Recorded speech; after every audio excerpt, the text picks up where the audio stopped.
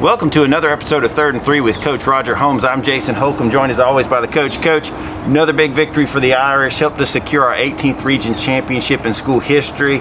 More importantly, it locked in that number 1 seed for the playoffs, which is all important, especially in a tough Class A, which we'll be going into in this playoff season. Coach, tell me, I don't think people realize that score is not really indicative of the game that we faced, especially in that first half. Telfair brought it. Telfair showed up. They were ready to play, Jason. They played with a lot of enthusiasm. They were very physical, and we were concerned about it because of their physical size as a whole. They were big, and, you know, I think our kids played well. I just think that Telfair, you know, came and was ready to go. Now, we were able to hit a couple of nice touchdown passes and do some things there that kind of opened it up and solidified it. You know, the big thing for me was defensively we were able to get a shutout. They moved the ball on us a little bit, but we came up with the plays when we needed to, and like I say, got the shutout. That was big here at home, last regular season home game, and now we've got a tough test going on the road this week. Yes, we do, and we'll get to that in just a second. But before we move any further, we want to highlight our Optim Player of the Week.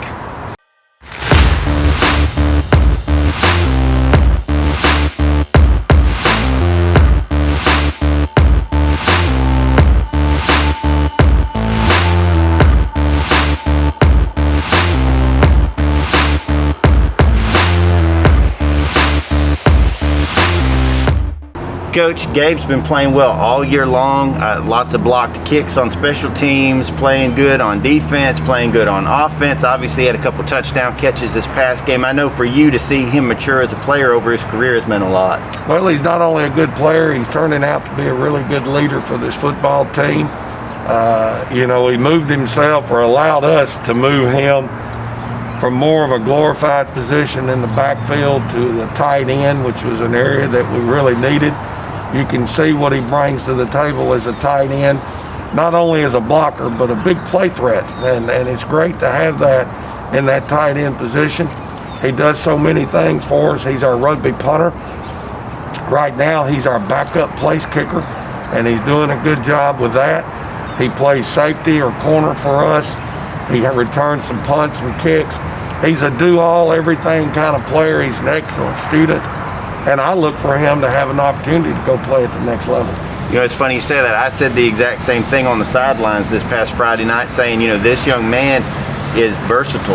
And that, you know, when you're at a college level, you're looking for those kids that you can plug in anywhere instead of having to put them in one spot and that's it. So congratulations to Gabe on that. I want to thank Optim as always for all that they do for our athletes, and make sure that you support them as well. Coach, we've been trying to get Lucky back in the right shape. I think we might be moving in the right direction, but we'll have to find out here on this episode of Ask Lucky.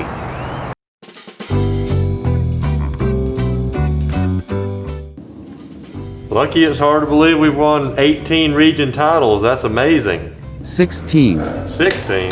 No, I said 18. Sorry, when I heard you say titles, I thought you were talking about how long it's been since Michigan last won a Big Ten title. It's been 16 years. Oh, so you're picking on Harbaugh. I thought you were an SEC guy. I am only stating a fact. Like the fact that Jim Harbaugh made his kids sprint harder after candy on Halloween than his players did against Wisconsin. We can't focus on that. We've got Montgomery this week for our regular season finale, and then we got the playoff game the day after Thanksgiving in the bowl. That means I have 2 weeks to relax and give thanks for the Vols Vandy dumpster fire I'll get to enjoy with my leftover turkey and dressing. I knew you couldn't last a whole segment without a Vols joke. That's like saying a fish couldn't live without water, or Jim Harbaugh couldn't win. Jim Harbaugh couldn't win without what? Exactly.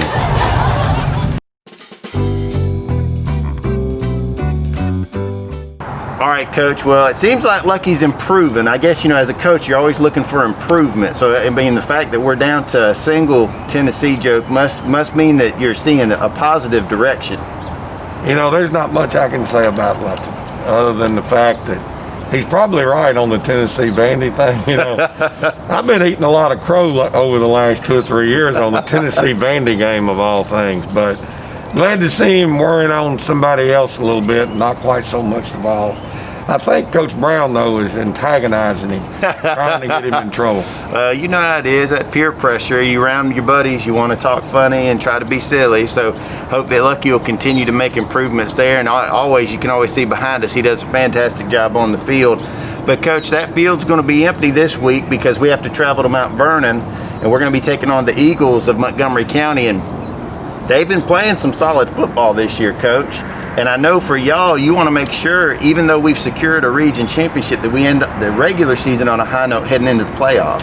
Well, that's important, Jason. There's no question. And when you look at Montgomery County, I put Montgomery County right up there in the top in our region with what they've been doing offensively. They've got skilled kids everywhere. Their quarterback has thrown for over 1,000. He's a physical runner. Number 3 for them is extremely quick, athletic young man and a tough guy. Runs hard in the backfield.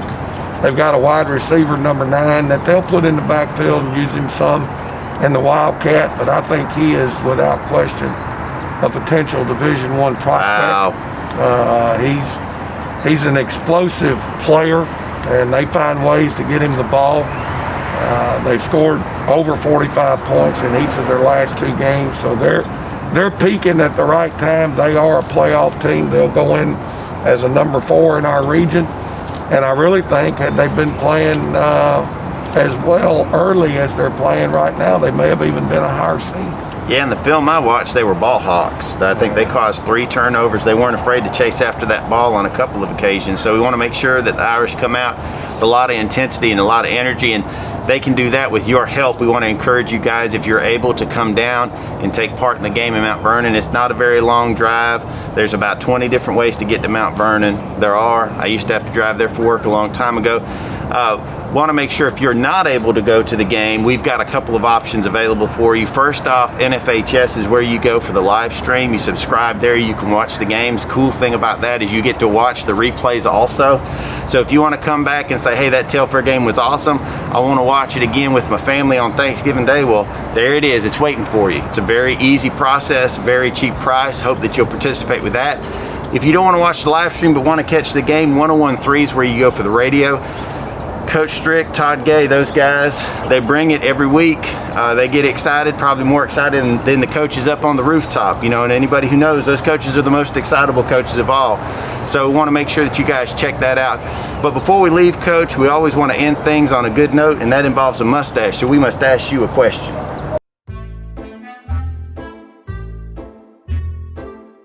All right, Coach, this week, we're trying to go back and forth. I wanted to bring it back to football, and it just happened to cross my desk this week. There's a punter for Eastern Carolina named John Long. I want to make sure that we tag him on Twitter and Eastern Carolina, because this young man has a prolific mustache. So let's go ahead and check his out.